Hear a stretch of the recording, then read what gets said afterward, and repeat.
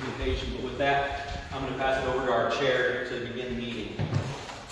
Okay, it's 6 p.m., so I'll call this meeting to order.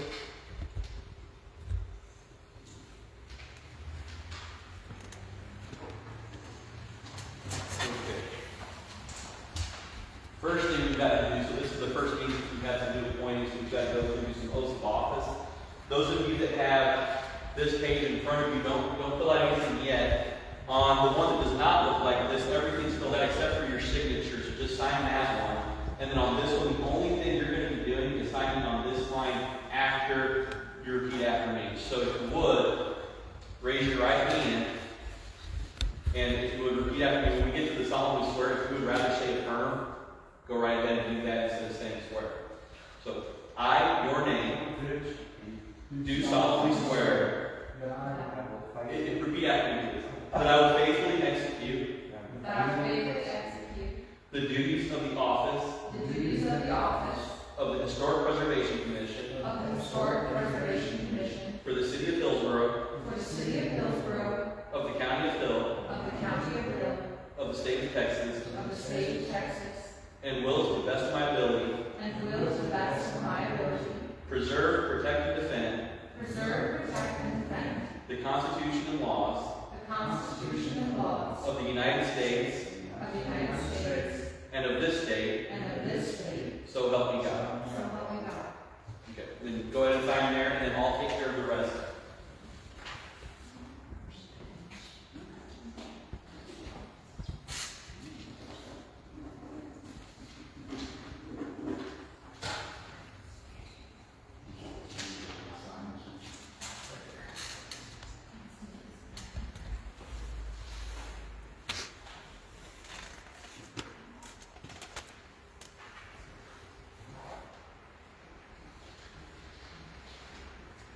Now we have an election of officers that falls up to the nominations.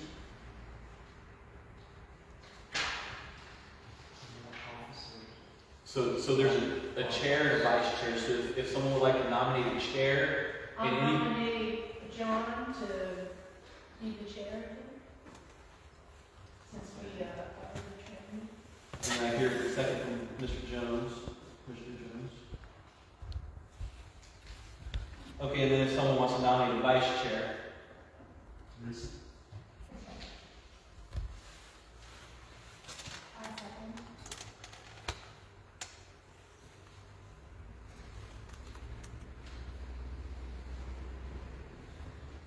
and then a motion to accept the nominations. And I will accept the motion to accept these nominations. No, we need a motion. I'll make a motion. Okay.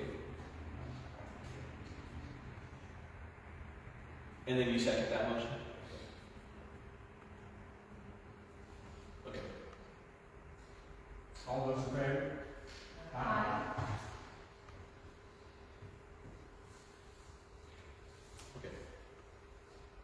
We're going to deliberate and act on the approval of the minutes of the November 7th, 2024 meeting.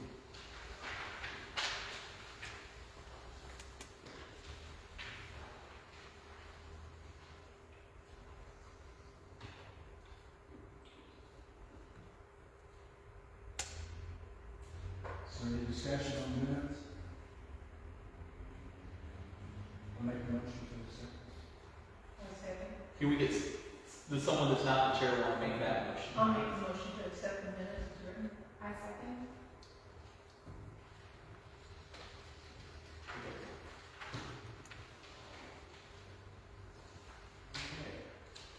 And then you want to vote?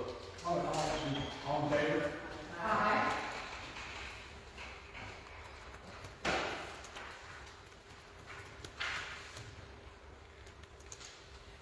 Now it's to you. Okay.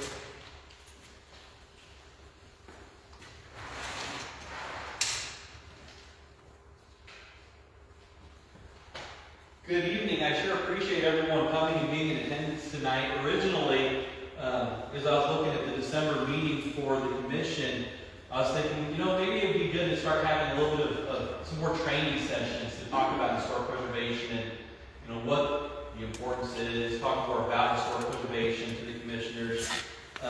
So this really started as just a training for the commission, and then I was bringing it up at staff meeting, and another coworker said, "Can we make an event out of it?" And so, and of course, these meetings are open to the public anyway. So I'm sure glad that all of you are in attendance and y'all came to hear this tonight. But of course, it did escalate from what I originally thought it would be tonight. But that's okay. What we're going to do tonight and what we're going to cover, very first, we're going to look at a couple of historic preservation firsts. So, like the first historic district and the first historic preservation ordinance. And this isn't just zeroed in here in Hillsboro or in Texas. This is nationally speaking. And then we'll look at a timeline or the history of historic preservation, if you will. We'll go to a couple of terms. This third section is really short, just to clarify and define those 4 terms that you see up there on the screen. Then we'll talk about the difference between local and national designation. There is a difference. Sometimes that can be confused or whatnot. So we'll talk about that difference. And then we'll bring it back home to Hillsboro and talk specifically about here. So beginning with the very first Historic Preservation Commission. That was and I don't speak French, so if someone out here knows French and I say this wrong, I apologize, but I believe it's the Beaucaire Historic District. It wasn't a district yet in 1925, but when this group of people started getting together and formed kind of an advisory committee, but the Beaucaire was the first Historic Preservation Commission. The area that it encompassed, or that it was concerned about, is also known as the French Quarter. This is the oldest neighborhood in New Orleans, which was originally founded in 1718 Street, laid out in 1721. But again, this Beaucaire Commission was established in 1925, initially only as an advisory body. Now, in 1937, that area actually became a historic district, and then they were able to exercise more power as you got into the 40s. But the Beaucaire, that was the very first Historic Preservation Commission that we have. Now, the very first historic district, on the other hand, occurred in Charleston, South Carolina.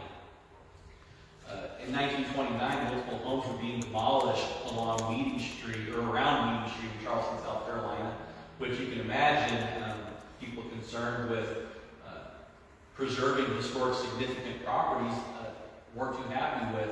There was public outcry, especially when you think about the reason for why those homes were being demolished.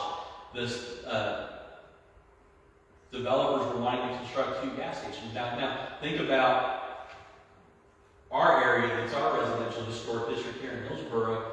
If a developer, and let's go back before we had zoning, before any of that, before any of those protections. Let's say a developer came and started wanting to tear down homes and put a couple of gas stations in right next to your historic property.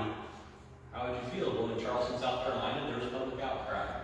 But one of those companies, the Standard Oil Company, hired a preservation architect, and they constructed a gas station in colonial revival style and actually used wood and brickwork from a former residence. So it fit right in with that area. And then in 1931, that is when Charleston, South Carolina signed a zoning ordinance, approved and adopted a zoning ordinance, and that contained and included a mechanism for historic preservation. So this was the first historic preservation ordinance was established in Charleston, South Carolina. Now, let's get to this timeline. And again, this is really, this doesn't include maybe every event as it pertains to historic preservation, or every event as it pertains to, let's just call it land use controls even. But looking at some of these main things, or some of this timeline of historic preservation, where does it go back to? Well, some historic preservation efforts go all the way back to 1853 with the Mount Vernon Ladies Association. Of course, I know I'm speaking, one of the people in attendance tonight is our former historic preservation chair from when I started here with the city. So he may know more than I do on some of this stuff. This is what I found. But anyway, my hope tonight is maybe I can mention something that even Mr. Lorenz doesn't yet know. Right? But in 1853, we have the Mount Vernon Ladies Association. Of course, anybody, I'll open this up a little bit. So you don't just have to hear the copies. Anybody know what Mount Vernon was? George Washington. Of course, when you hear Mount Vernon, the first thing that comes to your mind is probably George Washington. That was his home. There's an image from Google Earth Street View right here of Mount Vernon. So the Mount Vernon Ladies Association was that first thing on this timeline. Moving forward in time in 1896, there's a court case that occurred. The United States versus Gettysburg Electric Railway Company in 1896. This was the first significant legal case concerning historic preservation. This is where the United States Supreme Court, they ruled that the acquisition of the national battlefield at Gettysburg served a valid public purpose. So for that to be purchased, that served a valid public purpose. You use public funds for that purchase. Of course, again, I'll open this up. What's the significance of Gettysburg? It was the turning point of the Civil War.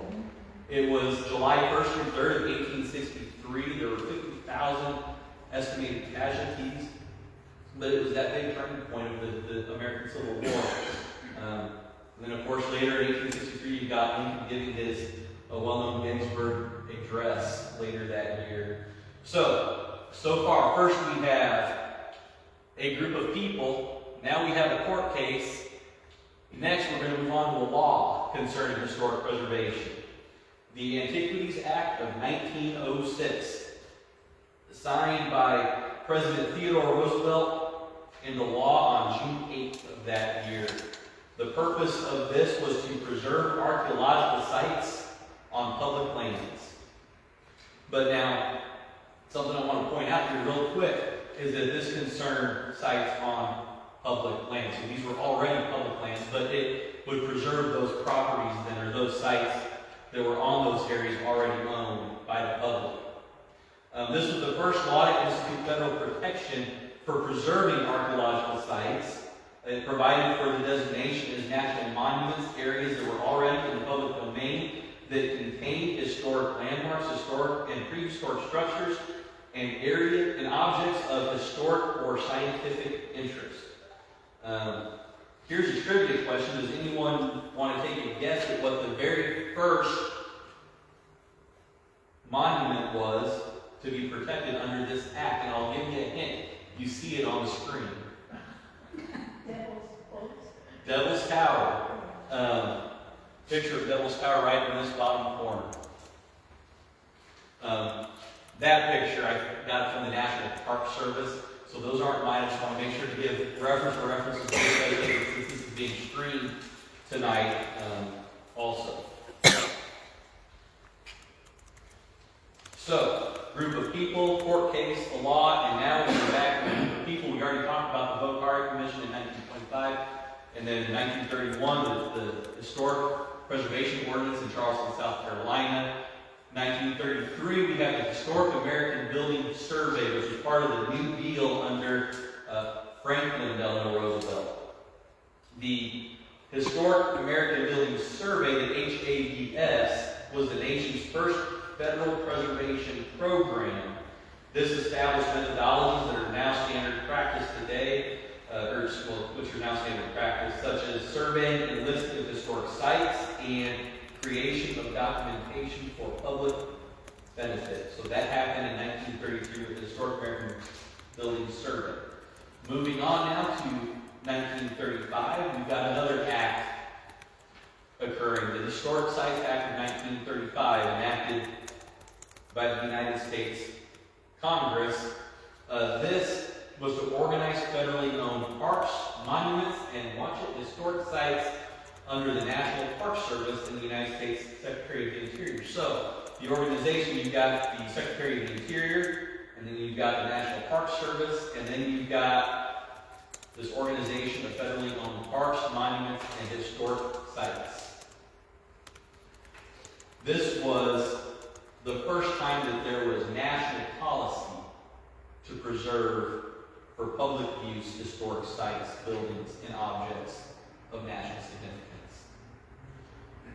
It was asserted to in the 1906 Antiquities Act.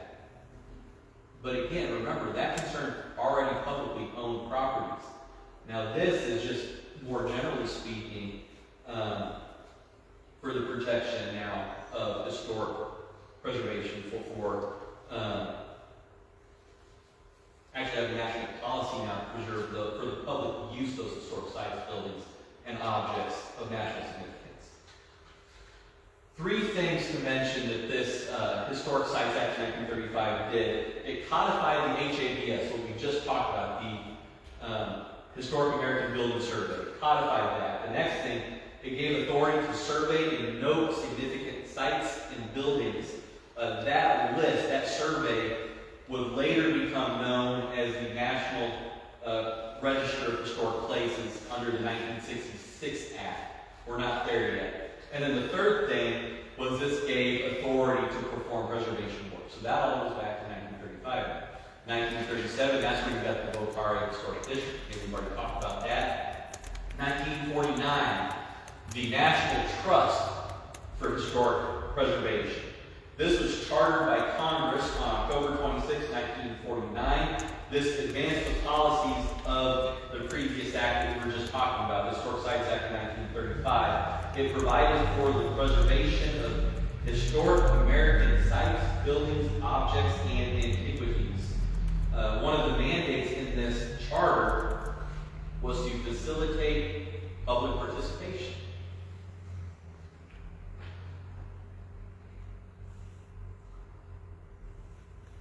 The National Trust for Historic Preservation, something else to understand about this. This was on preservationtexas.org, one of the websites I was looking at as I was researching this. It says it's a private, non-profit organization. So the National Trust is not necessarily a public organization. It's a private, non-profit organization that manages historic sites, intervenes in preservation lawsuits, manages the 11 most endangered list, and provides educational programs throughout its national conference. It is not a government agency and has no role in administering federal programs.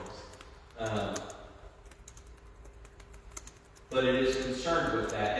And again, the big thing here to note that this National Trust does is the public participation component. Now 1966, the National Historic Preservation Act. This provided another set of tools for historic preservation. It's provided another set of tools for the National Trust for Historic Preservation that they could use then. This was enacted in recognition that there were historic sites that were not being preserved. Historic sites were being lost or altered. They were losing their historic significance. So that's what brought on this 1966 Act.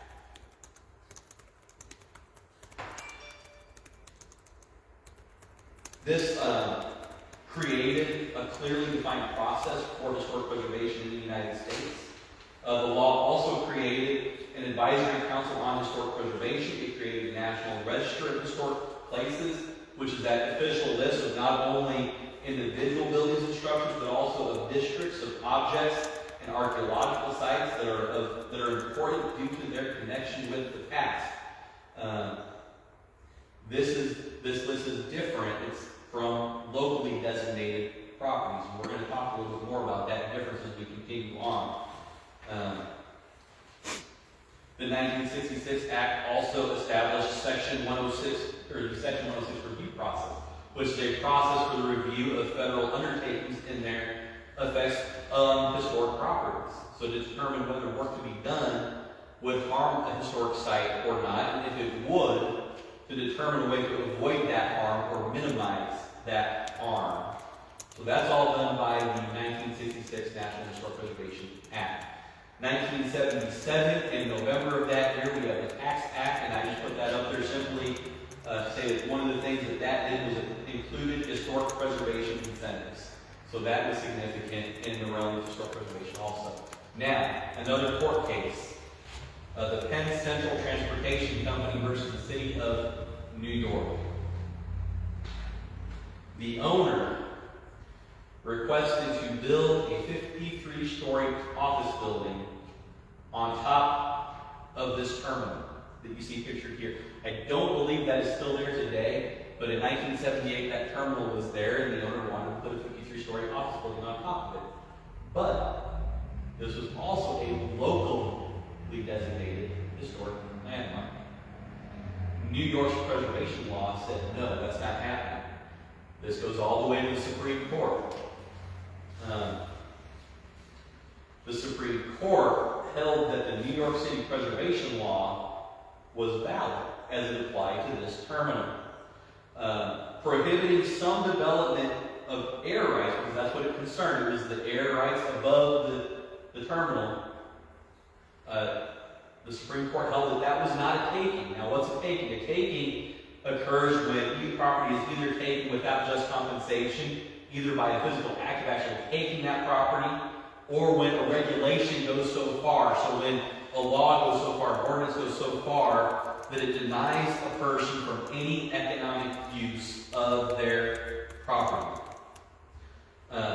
So the Supreme Court, they held that this wasn't a taking because the interior of the property could still be used for profitable use, so they weren't losing all economic value.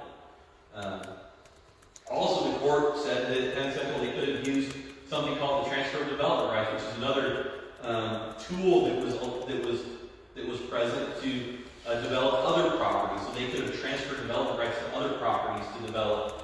Therefore, they could have gotten a reasonable return, economically speaking, from it. So this wasn't a taking.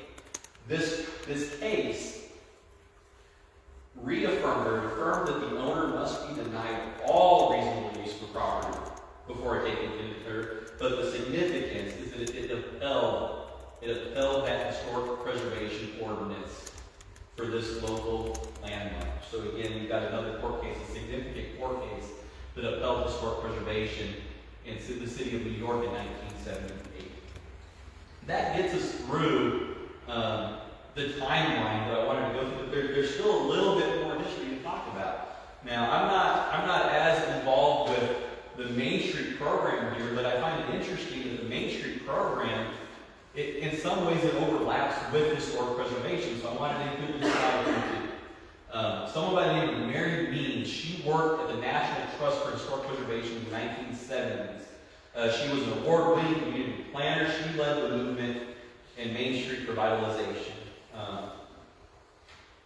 So while working at the National Trust, she noticed that shopping centers were emptying downtown. So we might think today, how online shopping, that has an effect on a lot of brick and mortar businesses. Well, in the 70s, it was these new shopping centers being built in commercial districts. They were taking businesses out of downtown areas. And so she recognized that these historic town centers needed revitalization. They needed to be brought back. It wasn't good to have those properties be empty and vacant in downtowns. So she noticed that these smaller communities needed tools to bring back life to historic town centers. So she came up with a plan, a 3-town pilot for a project that then led the team that took the program to the national scale, in which today is known as Main Street America. But that came out of historic preservation. Okay, let's define some terms now. I'm not going to read that big definition for historic preservation. You can kind of see in that first sentence that it's concerned with that management of the historic built environment and addresses that idea of public concern. And we ought to be concerned with historic preservation. Okay, so some terms that sometimes can get mixed around or confused: preservation, restoration, reconstruction, rehabilitation. Preservation is the act or process of applying measures necessary to sustain existing form, integrity, and materials of a historic property. In my notes, I've got the next two reversed, so if you don't mind, I'm going to reverse those as I present on this. Reconstruction is the act or process of depicting by means of new construction of form, features, and detailing of a non-surviving site, landscape, building, structure, or object for the purpose of replicating its appearance at a specific period of time and in its historic location. So reconstruction reconstruction, this would be, we've got some vacant properties in our residential historic district. If, let's say, someone wanted to come in and build a house on one of those properties, they would have to come before the board, but they would be reconstructing something. They would have to come before this commission to review and make sure that that's still in keeping. It's not going to take away from the integrity of the existing residential historic district. So that would be reconstruction. Now, restoration is the act or process of accurately depicting the form, features, and character of a property as it appeared at a particular period of time, and by means of the removal of features from other periods in its history and reconstruction of missing features from the restoration period. So, if you were to genuinely restore a house from the 1940s, guess what you would need to take out of that home? Modern wiring. Go back and get some of that old cloth wiring, perhaps, and that would be restoring it to that time period. Or if you restore an old car, an old automobile, you take it back to what it was like at that time period. Not with those the modern day conveniences necessarily. You might also think of living history farms that strive to mimic a particular period of time on what would have been done on that farm. And then you have rehabilitation. That's the act or process of making possible compatible use for a property through repair, alterations, and additions while preserving those portions or features which convey its historic, cultural, or architectural value. So this is most generally what we see happening is rehabilitation. Homes are rehabilitated. So you've got those modern features while preserving the historic significance. So you might keep the facade. Some of those architectural features on the outside that really show that significance, but around the corner on the back of the house, you still might have a satellite for direct or dish TV, for example. Certainly that satellite was not there years ago. So that is defining those terms. Let's get back a little bit to the difference between local and national. This has kind of been addressed a little bit already as we talked earlier with that. But anyway, difference between local and national. Now, really, there are historic preservation commissions at both state level. I put that under the local list. I really could have put that under the national list too, because that's where you have your state historic preservation office, and Texas does have a state historical commission that reviews if someone wants to make changes, for example, to their property that is on the national list and are on a state list. Mr. Lawrence, I believe your home is on the National Register, am I correct? That's true. And so that's one example of that. Locally designated properties are protected by a local ordinance. They go through a process to obtain a certificate of appropriateness when any type of exterior change is going to be made that's visible from public right-of-way. This is where we have a set of design guidelines that are specific to that particular location. So the guidelines that Hillsboro might have, that we might have for our residential historic district, they're not going to be the same necessarily that another historic district in another location might have. This is also where we've got our local historic preservation commission then to review specific questions or specific requests for changes here locally. The local designation, is what protected Grand Central Terminal in 1978. Now, there's also your national designated properties that are on the National Register for Historic Places. This is where you've got all these things you can see in this other column. This does not prevent necessarily modification or demolition of properties. Now, people that wish to keep their properties on those lists will then go before the state. They'll go before the necessary boards to get those changes approved, but it doesn't prevent that. That's the big difference. So if we really want to protect historic properties, we really need to have them locally designated. This here, I'm not going to read through all these. Secretary of Interior's design standards for rehabilitation. This again is something at the national level. Again, you've got the Secretary of Interior, you've got the National Park Service, and you've got, that's over historic properties and historic significance as well. The Secretary of Interior, they also have standards for restoration, reconstruction, and preservation as well. This is just a list for rehabilitation, and there's several things here. The whole idea is to protect the historic significance of properties that are historic. You know, keep that story alive. Let's come back home to Hillsboro now. In 1981, there was an effort to survey resources that were in Hillsboro, to take on a survey and do this. Some of those surveys are more detailed than others. Some of them might be more accurate than others, but it was quite an undertaking. And this map shows where all those red asterisks are. That's where a survey was conducted on each one of those properties. This is an example of what one of those surveys looked like. At least the top half of it, and the bottom half usually contains a picture, but the top half gave all kinds of information. It gave the date it was constructed, the name of that property, the address, the style. So this particular one was Victorian style. It gives significance. It gives all kinds of information. Some of the surveys don't necessarily include this much information. This is just an example of one of those. And then again, it would include a picture also. There are several sites in Hillsboro that are listed on the National Register. These are some of those that you can see if you go to the Texas Historic Sites Atlas. And then just looking at what you can see from that site online, if you click, for example, on the first one on Farmers National Bank, this is the page you'll get to. I'm going to point out really quick these different tabs right here, so I don't have to come back to this slide in a moment. But if you click on each one of these for different information, you've got record data, images, maps, and files. The files is usually just the paperwork that was submitted to get it listed on the National Register.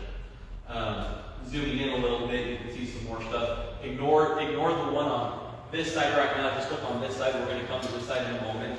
But so you can see that for the Farmers National Bank, for example, at 68 West Elm Street, the significance there is in the area of commerce and architecture, or you can see the architectural style is classical revival. Now jumping over to the other one, which is the library now, but it used to be the post office. Significance there, you've got architecture. The style, you've got Renaissance, but you've got all kinds of information here on that particular location. You can do that for any one of those locations. If you click on that tab that says images, you can see a picture of what that structure looked like, or looks like. This map, now this does have a couple of landmarks on it, but right there, we've got a National Register of Historic District. Of course, we don't often think about that, I don't know, but there is a National Register of Historic District that has boundaries that are somewhat similar to our locally designated, which we'll get to in a moment. But you see that right there. This is and some of those properties contribute to that significance on the National Register, some of them don't, but some of them most certainly do. This zooms into the downtown area. It shows several landmarks that are on the National Register. These are all designated at that level, but we also have locally designated historic properties. At the time that these districts were going through, there was an opt-out provision that was allowed in order to get the support that it needed to go through the process. So what you see up here on the screen in the light blue, those are all covered by the Historic Cultural Overlay District. Those are all part of the Historic District. Now the red and black outline, that's the residential area, and the yellow and black, that's the downtown area. But this shows our locally designated historic properties. And there is one right here that is a locally designated landmark that is outside of those boundaries. So all of these properties that are highlighted in blue, if they want to make an exterior change, they need to come before the commission to make sure that whatever they're wanting to do is in keeping with the historic significance of that property. In our local ordinance, Article 1.9, that addresses, that is our historic preservation ordinance. We're not going to read through all of this, but we've got several things that outline the purpose of our local historic preservation commission. The whole idea, you've got fostering civic pride, you've got that genuine concern for historic properties, for historic landmarks. through here, promoting such. But as we get through all this, and then we've got a section in our ordinance on the designation of historic districts and landmarks. We've got a section on the procedures to obtain a certificate of appropriateness. So if someone wants to make a change, they submit that application form to my office. We get it scheduled for a historic preservation meeting. We call that meeting, and then the 5 of you up front at these tables will then review those requests and compare it to what the Historic Preservation Resource Manual says. And for the last at least 5 years, it seems like we've been going over that document to make updates to it. We're not quite there yet. I think the latest effort was to divide it into 2 sections. To add a section for commercial properties, so a section for the downtown historic district, and a section for the residential properties, to separate that out specifically. Certainly what you would do on a historic building is going to be different than what you would do on a historic house. There's still going to be overlap and similarities, but so by the time that's all said and done, there will be 2 different sets of guidelines for our local historic properties. Now, I was trying to think of the best way to end this, and I don't know what you think of this statement right here, but we've got a lot of growth that's coming to Hillsboro. Whether it be residential growth, whether it be other growth, we've got a lot of growth coming. Let's preserve the history that has already been told while we continue to add to that story. With that, that's the presentation. If there's any questions, I'd entertain those. Otherwise, we can get back to and conclude the commission meeting.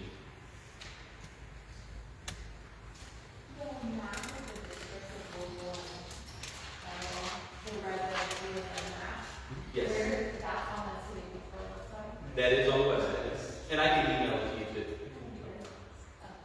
If there's anything in this presentation that y'all want to see again, or that y'all want to have a copy of, just let me know, and we can make that happen.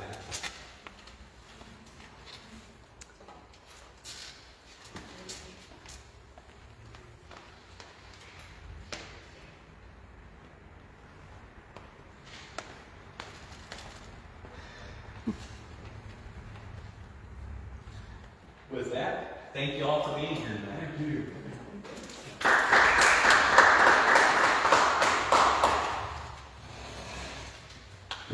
That brings us to the report from city staff, which is you. I need to drink something before I talk too much more, so I don't have a report tonight. Okay. Are there any comments from the public? So all the statutes and things online, we can go through those before we start. Yes, and if you have any questions, feel free to let me know. I will give you my card. My email's on there.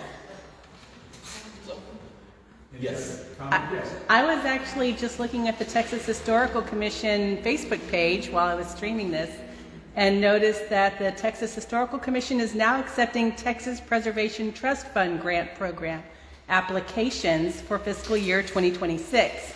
The TPTF grant program offers matching reimbursable grants for eligible historic preservation projects in archaeology, architecture, heritage education, and historic resource survey categories. So it looks like the grant awards are expected to be in the $10,000 to $50,000 range for eligible projects. So FYI for anybody who's looking to spend some money. Thank you for pointing that out. And spread the word. Saw it on Facebook. Are there any other questions or comments from the public? That being said, I will adjourn this meeting. And welcome to the two new members. Yes. Definitely welcome to our new members. Thank you so much for your willingness. Okay, guys, just remember, the teeth of preservation is found in the police powers. So be very careful how you proceed if you want to acquire an historic property or want to preserve it. Lots and lots of rules and you got to get everything passed through your local commissions. So know who your people are locally, know what your regs are locally, and get involved. And you can be part of the process that can mitigate some of the more onerous rules and maybe help find and save other properties and sites that there's resources to work on that. Okay, shut up now. Have fun.